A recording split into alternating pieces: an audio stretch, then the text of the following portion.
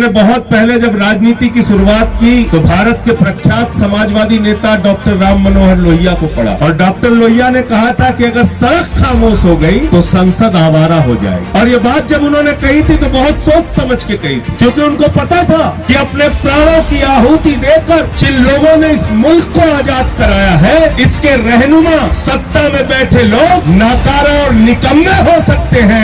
इसलिए सड़क को जीवित रखना जरूरी है। बगैर सड़क के संसद ठीक से काम नहीं करती। और ये बात अगर किसी ने दिखाया तो हिंदुस्तान के अन्नदाताओं ने दिखाया, किसान भाइयों ने दिखाया। 1-2 दिन, 4 दिन, महीने भर नहीं, पूरे 1 साल तक हिंदुस्तान की सड़कों को गर्म करके बताया कि संसद में बैठे हुए लोगों हमारे सामने झुको और हमारी आवाज को सुनो। आपने मजबूर किया देश के प्रधानमंत्री को, देश की सरकार को। जब ये तीनों काला कानून आया पार्लियामेंट के अंदर, मैं उस समय संसद में था और संसद में मैं टेबल पे चढ़ गया। टेबल पे चढ़ के मैंने माइक तोड़ दिया। पूरे देश में मेरी आलोचना हुई, कहने लगे संजय सिंह ने माइक तोड़ दिया, मर्यादा पार कर गए। तो मैंने कहा बेईमानो, अगर तुम देश के अन्नदाताओं की हड्डी तोड़ोगे तो मैं माइक तोड़ूंगा। 750 किसानों ने अपनी शहादत दी है उस आंदोलन में। पंजाब के, हरियाणा के, उत्तर प्रदेश के, राजस्थान के, पूरे देश के किसानों ने अपने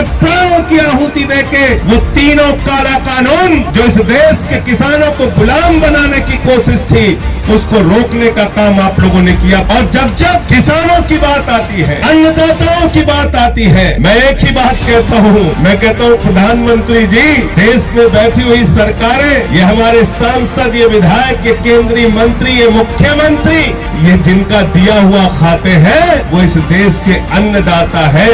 अरे जानवर भी जिसका दिया हुआ खाता उसके प्रति वफादारी निभाता है।